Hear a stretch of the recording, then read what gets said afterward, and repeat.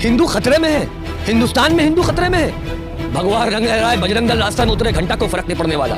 Sir का बाल में से एक तो बाल लेकर के नहीं जा सकता। रावण के औलाद लगते हैं ये, राम के मानने वाले लगते तो हमको है नहीं। इनको किसने बताया है कि राम जी जो मिलेंगे मुस्लिम पाड़ा में ही मिलेंगे और कहीं नहीं मिलेंगे? तो फिर अयोध्या को मस्जिद बना दिया जाए, वापस से राम मंदिर को मस्जिद बना दिया जाए।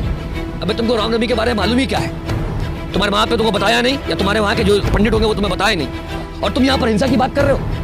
तुमको तो शर्म आना चाहिए, डूब के मर जाओ तुम। और नहीं मर पा रहे हो तो एक बात सुनो, सबसे पहले अपने जाए घर वालों से आपसे पहले माफी मांगोगे। तुम्हारी आपने परवरिश तुमको ठीक दी, सब कुछ दिया, हम बदल गए बाद में। तो राम के इन लोग तो भक्त रहे नहीं ना, अब तो अडानी और पॉलिटिशियन के भक्त हो गए। अब वो कौन सा माई का लाल है जो नमाज पढ़ने से रोक दे, वो जरा हम भी देखें। वो कहीं के भी पुत्र होंगे, वो पुत्र हो सकते हैं, उतनी जानदारी अभी उनके अंदर नहीं आई है कि वो नमाज को रोक ले। क्योंकि जो उन्होंने बात करा है कि रमज़ान के रोज़े और रमज़ान में दरमियान में कुछ ना कुछ करेंगे, या ईद के दरमियान में कुछ ना कुछ करेंगे, या बकरीद आने वाला या कुछ ना कुछ करेंगे, ऐसा जो बोले हैं।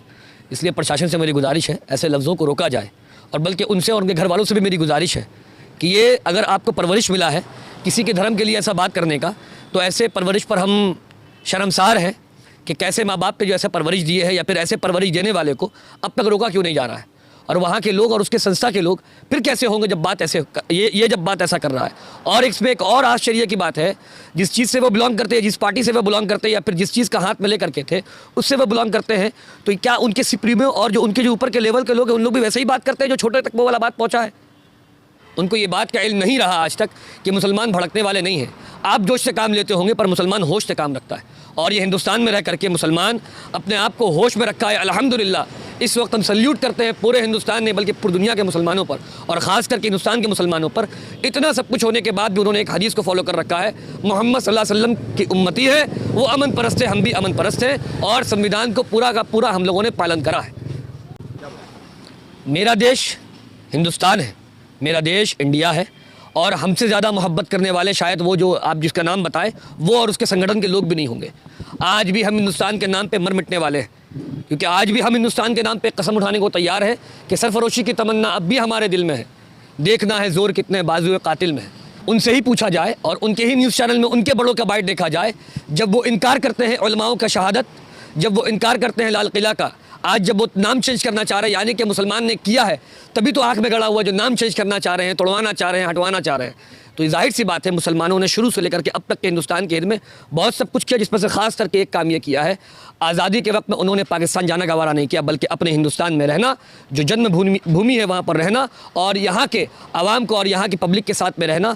और ना उस वक्त में जहन में था हमारे बड़ों का कि हिंदुस्तान में रह करके हम लोग को ये सब चीज़ देखना पड़ेगा, ना हमारे जहनों में, ना हमारे बच्चों के जहनों में रहेगा कभी कि हिंदुस्तान से कहीं और जाना है, क्योंकि हिंदुस्तान में हम पैदा हुए हैं और मरते दम तक हिंदुस्तान में रहेंगे। और ये शर्फ सिर्फ मुसलमानों को है। अल्हम्दुलिल्लाह अल्लाह का बड़ा एहसान है हमारे अल्लाह का कि हमें कफन नसीब होता और मट्टी नसीब होता, और मट्टी जो नसीब होगा वो हिंदुस्तानी मट्टी नसीब होगा।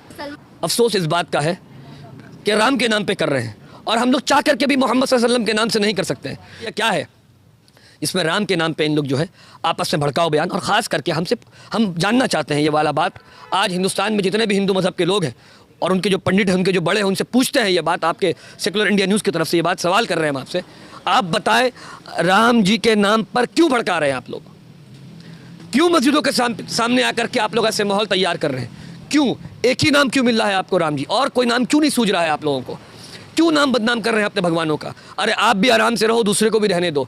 बिल्कुल नहीं चाहते किसी का भी धर्म के गुरु का नाम बदनाम हो, और पर्सनली सारा अब्दुल्ला भी नहीं चाहता कि नाम बदनाम हो। Please please I request you, पूरे हिंदुस्तान के आवाम से, और ये खास करके जो सारे लोग जो ये सारी चीज़ें फैला रहे हैं और लोगों के दिलों में सब नफरत पैदा कर रहे हैं, बिल्कुल ऐसा ना करें। पहला बात तो भगवा रंग से हम डरते नहीं, और ना ही कोई माई का लाल डरता है। अगर आप इसका डर फैला रहे हैं तो ये आपकी सबसे बड़ी बेवकूफ़ी है। हम इसके आगे का लफ्ज़ इस्तेमाल नहीं करना चाहते हैं, वरना बहुत ख़राब फील होगा आप लोगों को। भगवा रंग से डरते नहीं है, ना ही राम के नाम से हम डरते हैं। हम इज़्ज़त करते हैं इसलिए खामोश बैठे हैं, और इस वक्त मुसलमान भी खामोश बैठा हुआ है, और इसलिए खामोश बैठा क्योंकि संविधान को हम फॉलो करते हैं। और रहा बात मस्जिदों में आकर के आपका पत्थर मारना और ये मज़ारों में आकर के लात मारना, इससे साबित क्या करना चाहते हैं कि मुसलमान डर के रहे? अल्लाह की कसम भाई कह रहे हैं, आपकी सारी चीज़ों से मुसलमान कभी डर नहीं सकता, और ना ही मुसलमान अपने कदम को पीछे कर सकता है।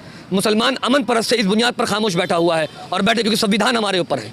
आप ये बिल्कुल नहीं करें, क्योंकि ये करने से आपको दिक्कत होगा, क्योंकि आपके घर की औरतें मस्जिद के बाहर आकर के बच्चों को फुकाने के लिए खड़ी रहती हैं, मंदिरों के बाहर, मज़ारों के बाहर में आकर के तावीज़ पहनने के लिए खड़ी रहती है। वहाँ पर आपके घरों के अकीदा आप अपनी माओं से पूछ करके देखें, माँ के दिल से पूछ करके देखे, अपनी माँ बहनों से पूछ करके देखे, जब गोदी में बच्चों को लेकर के फुकाने मस्जिद के बाहर और मज़ार के बाहर में आए हुए रहती हैं, उनसे पूछे, शायद आप भी पहने होंगे वो तावीज़ मदारों का जिसमें आप लात मार रहे हैं। उस वक्त में क्या यकीन नहीं आया था आपको, और आज उसी मदारों में लात मार रहे हैं आप। हाँ, आपके हिसाब से ये शोभा यात्रा नहीं था, बल्कि ऐसा लग रहा था कि किसी देश को या किसी पार्टी को ख़त्म करने के लिए कोई और पार्टी जो है मेहनत करके जंग के मैदान में उतरी हुई थी, कि राम के नाम पर जो है इन लोग तलवार तो रास्ते में लेकर के निकले ही निकले, चलो वो उनका मसला है अपने धर्म के एतबार से। हाथ में सामान लेकर कौन निकलता है, सामान के यानी कि मुराद गन लेकर कौन निकलता है रास्ते में। आपको चैनल में देखा था पहले हम कि गन लेकर के हाथ पता ही, लेकिन कौन निकलता। मैंने इससे संदेश क्या देना चाहते हैं आप कि राम जी के नाम पर सामान वगैरह लेकर के बाहर निकलना, तलवार को लेकर के बाहर निकलना, इससे साबित क्या करते हैं। ये नफरत फैलाने वाले हिंदुओं से गुजारिश है कि आप राम के नाम को बदनाम ना करें, और अच्छे जो हमारे जो सेकुलरिज्म को फॉलो करने वाले हिंदू, उनसे गुजारिश है कि ऐसे लोगों को रोकें कि जिसकी बुनियाद पर पूरे हिंदुस्तान में आपस में हिंदू और मुसलमान में कहीं नफरत का जो पैदा हुआ एक फूल है वो कहीं फूल बढ़ नहीं जाए। और एक चीज़ खास करके बात, अब तो राम के इन लोग तो भक्त रहे नहीं ना, अब तो अडानी और पॉलिटिशियन का भक्त हो गए। कहीं ऐसा ना हो, शायद ये मेरा बोलने में गलती हो रहा हो, कि इस चीज़ को कहीं इन लोगों ने भगवान तो चेंज नहीं कर लिया कि पैसों के टुकड़े में या पॉलिटिशियंस के बोलने पर या पॉलिटिशियंस के कहने पर, या फिर इन लोगों ने अडानी की मुद्दों को, कुछ चीज़ों को रोकने के लिए, जो मुद्दा फैला हुआ है अडानी का, उन चीज़ों को साइलेंट करने के लिए यहाँ पर वॉलंट तो नहीं किया कि एक मुद्दा बढ़ेगा तो एक मुद्दा ठंडा हो जाएगा, जो हमेशा से बीजेपी और बजरंग दल का नीति रहा है। फिर से वो कहीं बंगाल में ला करके करना तो नहीं चाह रहे। भगवान रंग रहा है, बजरंग दल रास्ता में उतरे, घंटा को फर्क नहीं पड़ने वाला। सर का बाल में से एक तो बाल लेकर के नहीं जा सकता, पूरा अगर पूरा का पूरा निकल भी जाएगा बजरंग दल का पूरा बंदा, तो ऐसा एक तो वाला बाल लेके नहीं जा सकता। इसलिए नहीं लेके जा सकता क्योंकि ना मुसलमान ना फिर कोई और कौम भगवान से डरती है, जो सेकुलर हिंदुस्तान में रहकर, जो हिंदुस्तान में रहना चाहती है, जो रह रही है, जिन्होंने आज़ादी के टाइम पे मेहनत करके इस देश को आज़ाद किया है और तरक्की के रास्ते में, जैसे अभी APJ अब्दुल कलाम है और सारे जो हमारे हैं जो तरक्की के रास्तों में लेके गए, कभी ज़िंदगी में नहीं चाहेंगे। और पहली बात, डरता कौन है, कौन खबर दे रहा है, डरता है। ये इन लोगों का फैलाया हुआ एक साजिश है, कोई नहीं डरता, जहाँ बुलाना वहाँ बुला ले, अकेला बंदा खड़ा होकर के रहेगा वहाँ पर, कोई डरता नहीं इन लोगों से। हम एक कलमा पढ़ने वाले, अरे डरते तो इन लोग हैं। भूल गए नुपुर शर्मा के टाइम पे अल्लाह अकबर लगा था तो कैसा लगा था, छिलमिला करके उठ गए थे, घरों से बाहर निकल गए थे कि मुसलमान निकल गया। अरे हम मारने नहीं निकलते, हम सिर्फ अल्लाह अकबर कहना निकल डर जाते हैं। तो उनसे डरता कौन है, भगवान से डरने वाला हम लोग नहीं है, ना डरा था ना डरे हैं कभी। ममता बंदोपाध्याय ना ही मुसलमानों को आगे बढ़ावा दे रही है ना कुछ, वो हक पर है, और उनका हक पर रहने पर इस बात की दलील है कि वो यहाँ पर ना ही नफरत चाहती है ना दुश्मनी चाहती है। स्टेट आगे बढ़े, बच्चे पढ़े, इससे ज़्यादा और क्या चाहिए कि मेडिकल हेल्प सारा कुछ ममता बंदोपाध्याय दे रही है। उन लोगों को ये दिख नहीं रहा है, असल में उन लोगों को चाहिए कि राम के नाम पे भड़क क्यों नहीं रहा है हिंदू यहाँ का, क्योंकि यहाँ के हिंदू पढ़े लिखे हैं, एजुकेटेड है, यहाँ के बंगाली एजुकेटेड है, तो इस बुनियाद पर नहीं भड़क रहा। और क़यामत तक, मौत तक, और जब तक के पूरा हिंदुस्तान इस तरह है और जब तक हम लोग रहेंगे इंशाअल्लाह कभी यहाँ पर नहीं, और ममता बंदोपाध्याय हक पर रहेंगी तो वो रहेंगी अब।